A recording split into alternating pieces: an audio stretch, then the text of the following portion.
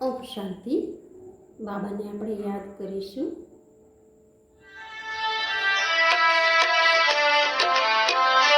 तेरी नजरों में हम हैं भगवन, हमारी नजरों में तुम सदा चले यही सिलसिला।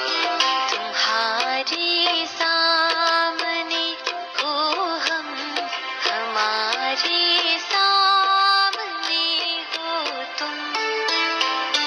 तेरी नजरों में हम हैं भगवन।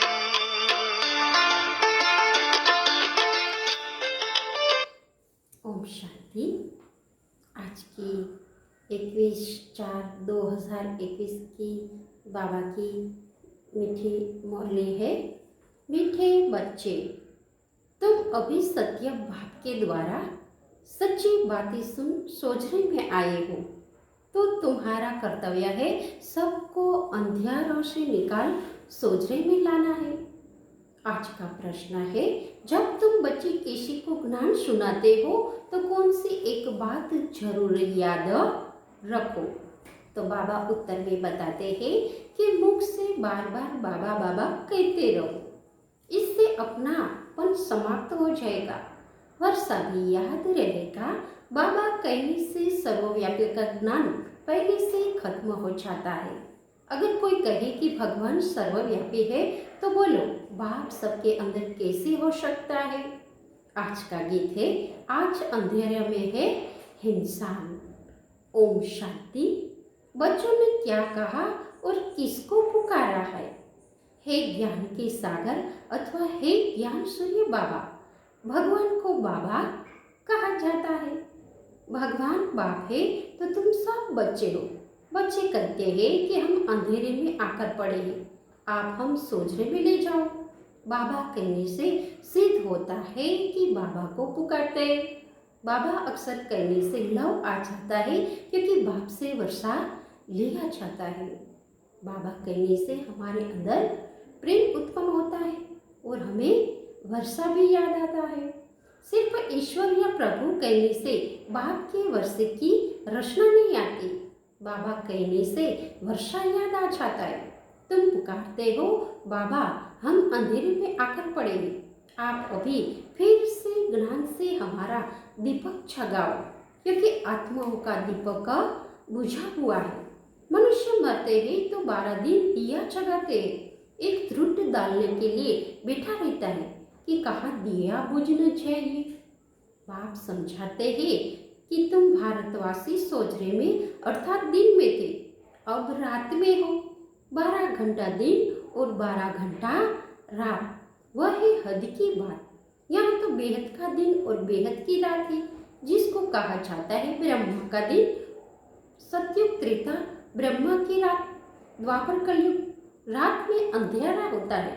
मनुष्य ठोकरें खाते रहते हैं, भगवान को ढूंढने के लिए चारों तरफ फेरे लगाते हैं, परंतु परमात्मा को पा नहीं सकते.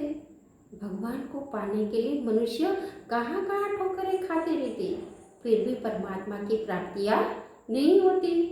परमात्मा को पाने के लिए भक्ति करते. द्वापर से भक्ति शुरू की है, अर्थात रावण राज्य शुरू होता है. दशहरे की भी एक स्टोरी बनाई है. स्टोरी हमेशा मनोमय बनाते, जैसे बाइस्कोप नाटक आदि बनाते हैं. श्रीमद् भगवत गीता है ही सच्ची. परमात्मा ने बच्चों को राजयोग सिखाया, राजाएं दी, फिर भक्ति मार्ग में बैठकर स्टोरी बनाते. व्यास ने गीता बनाई, अर्थात स्टोरी बनाई. सच्ची बात तो बाप के द्वारा तुम अभी सुन रहे हो. हमेशा बाबा बाबा कहना चाहिए. परमात्मा हमारा बाबा है, नई दुनिया का रचयिता है, तो जरूर उनसे हमको स्वर्ग का वर्षा मिलना चाहिए. अभी तो 84 जन्म भोग हम नर्क में आकर पड़े. बाप समझ जाते हैं कि बच्चों, तुम भारतवासी सूर्यवंशी चंद्रवंशी थे, विश्व के मालिक थे, दूसरा कोई धर्म ही नहीं था. उनको स्वर्ग अथवा कृष्णपुरी कहा जाता है. यहाँ है कंसपुरी. बाप दादा याद दिलाते हैं कि लक्ष्मी नारायण का राज्य था. बाप ही ज्ञान का सागर और शांति का सागर पतित पावन है, न कि पानी की गंगा। सब वृक्ष का एक ही भगवान वृक्ष गुरु है। यह मनुष्य नहीं जानते हैं, इसलिए पूछा जाता है कि आत्मा का बाप कौन है। तो मूंछ पड़ते कहते कि हम नहीं जानते, और बाप कहते कि अरे आत्मा, तुम अपने बाप को नहीं जानते हो। कहते कि गॉड फादर। फिर पूछा जाता है उनका नाम रूप क्या है। गॉड को पहचानते हो तो कह देते सर्वव्यापी। भगवान कहते कि क्या तुम अपने पिता को नहीं पहचानते हो। तो मनुष्य कहते हैं कि भगवान तो सर्वव्यापी है। अरे बच्चों का बाप कभी सर्वव्यापी नहीं हो सकता है। बाबा कहते हैं कि मैं तुम आत्माओं का पिता, मैं तुम्हारा पिता हूँ और मैं सर्वव्यापी नहीं हो सकता। रावण के आसुरी मत पर कितने बेसमझ बन जाते। वे अभिमान नंबर 1 है, अपने को आत्मा निश्चय नहीं करते। कह देते फलाना हूँ, यहाँ तो कोई हो गई शरीर की बात। असल में स्वयं कौन है यह भी नहीं जानते। मैं जज हूँ, मैं यह हूँ, मैं कहते रहते हैं, परंतु रोग है। मैं और मेरा यह दो चीज है। आत्मा अविनाशी है और शरीर विनाशी है। नाम शरीर का पड़ता है, आत्मा का कोई नाम भी नहीं रखा जाता है। बाप कहते हैं मेरा नाम शिव है। शिव जयंती भी मनाते। अब निराकार की शिव जयंती कैसे हो सकती है, वह किस में आते हैं यह किसी को भी नहीं पता।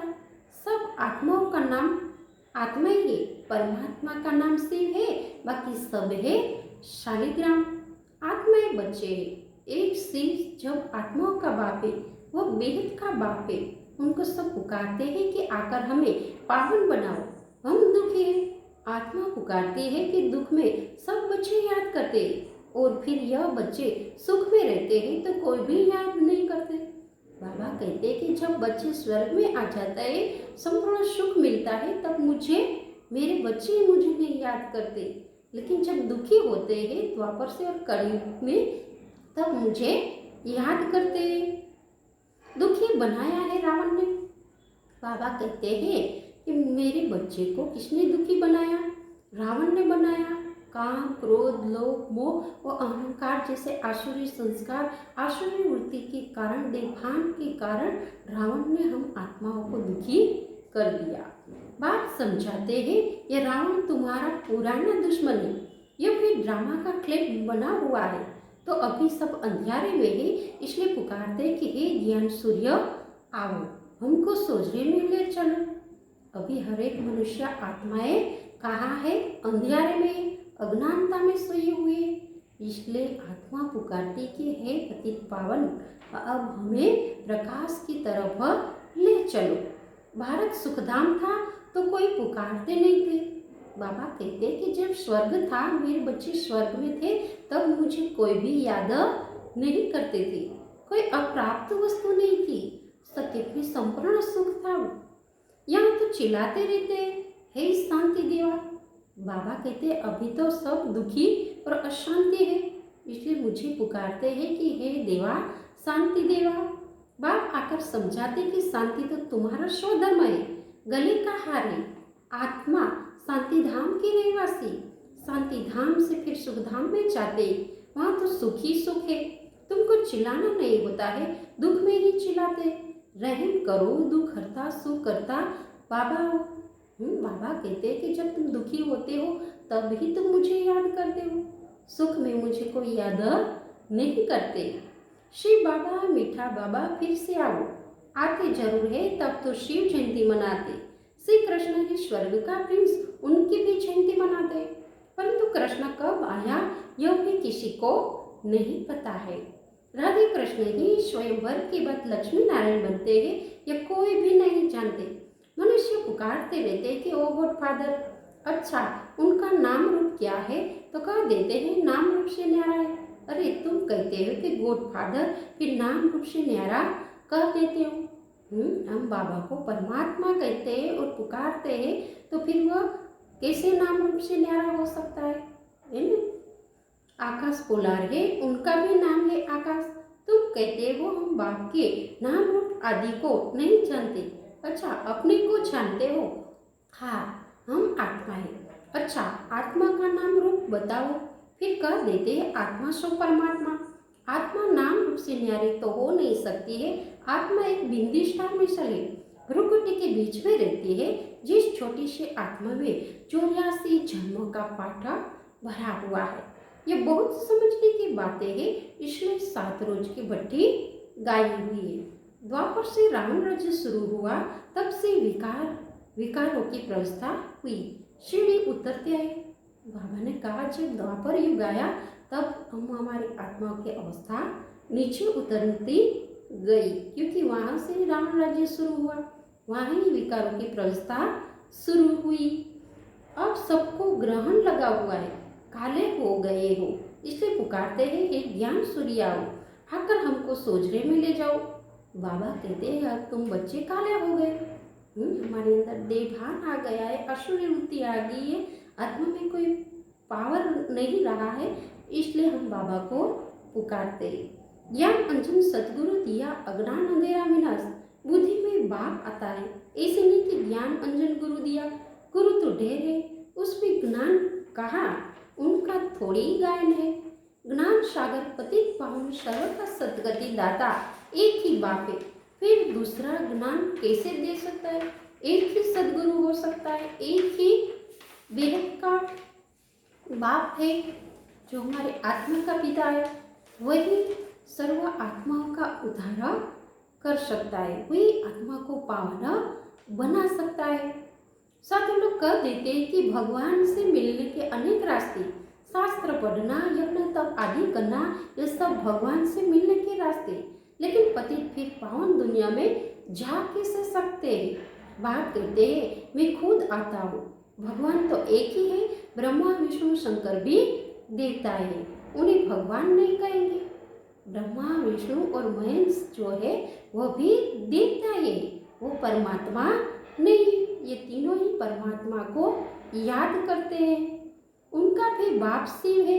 प्रजापिता ब्रह्मा तो यही होगा ना, प्रजा यहाँ है, नाम भी लिखा हुआ है, प्रजापिता ब्रह्मा कुमारी इंस्टीट्यूशन तो ठहरे ढेर बिके है। वर्षा शिव से मिलता है न कि ब्रह्मा से, वर्षा दादे से मिलता है। ब्रह्मा द्वारा बैठकर स्वर्ग में जाने के लायक बनाते, ब्रह्मा द्वारा बच्चों को अडॉप्ट करते हैं, बच्चे भी कहते हैं बाबा हम आपके ही, आपसे वर्षा लेते। ब्रह्मा द्वारा स्थापना होती है विष्णुपुरी की, शिव बाबा राज्य सिखाते हैं, श्रीमद अथवा श्रेष्ठ से श्रेष्ठ भगवान की गीता है। भगवान एक ही निराकार है।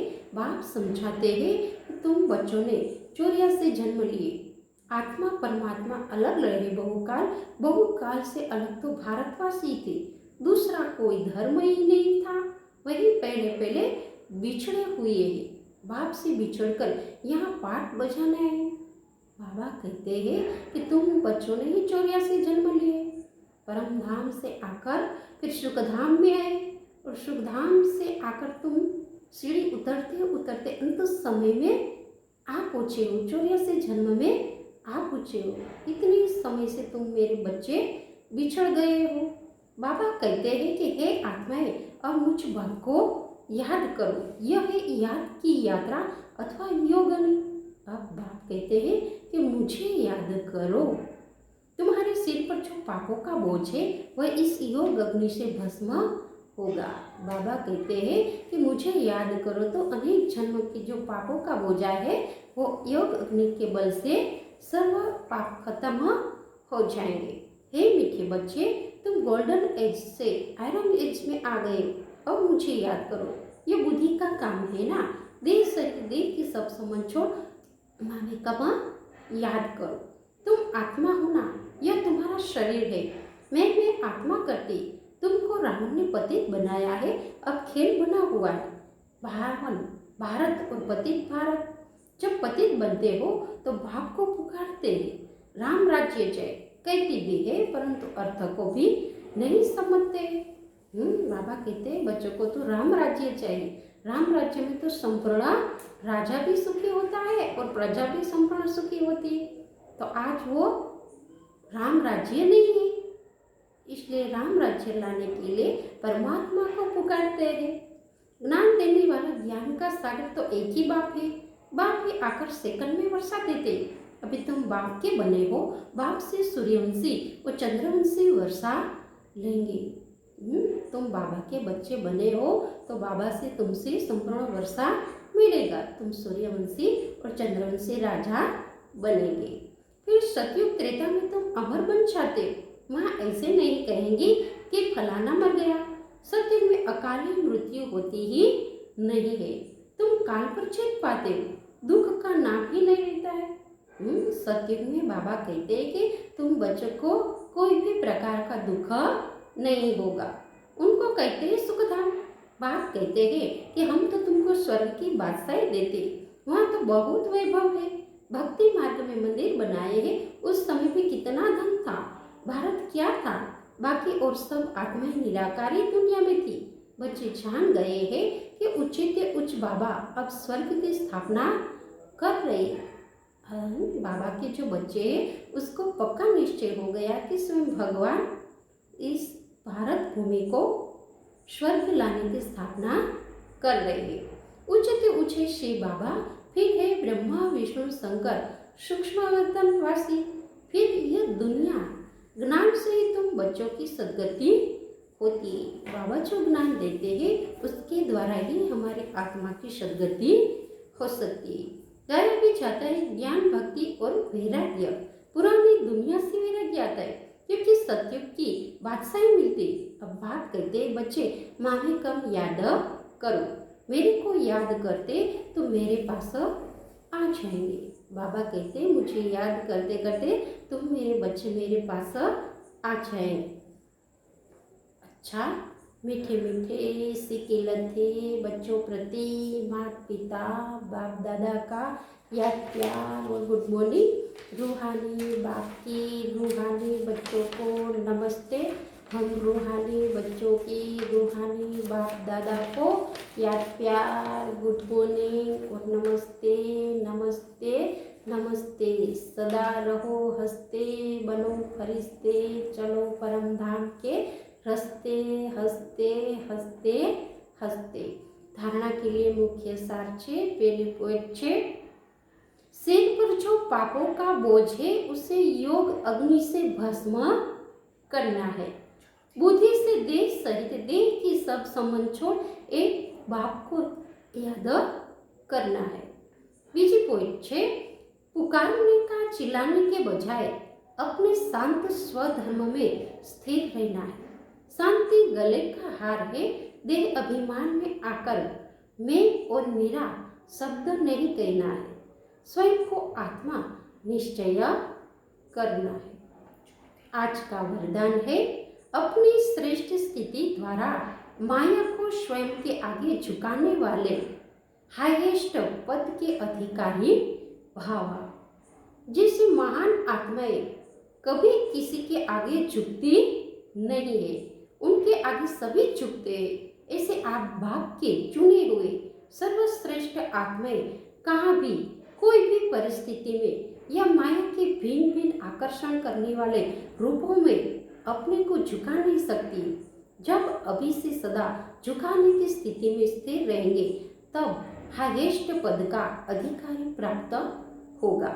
ऐसे आत्माओं के आगे सतयुग में प्रजा स्वमान में झुकेगी और द्वापर में आप लोगों के यादगार के आगे भक्त झुकेंगे।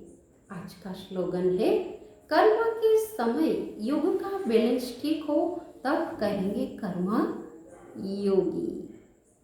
ओम शांति।